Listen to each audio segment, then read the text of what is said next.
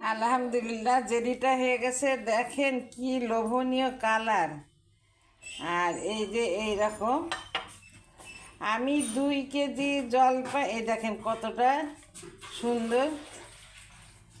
আপনারা এইভাবে বানাবেন, কোনো কালার লাগবে না, কিচ্ছু না। এই যে আমি ব্রেডে লাগাচ্ছি, এরকম আমি দেখাইছি যেভাবে, দেখেন কি লোভনীয়।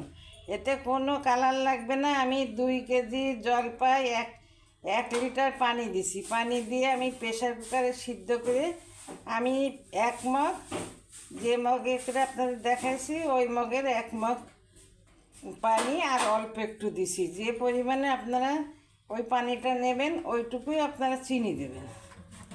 দেখেন কি লোভনীয়। এতক্ষণ আপনারা আমার সঙ্গে থাকার জন্য ধন্যবাদ।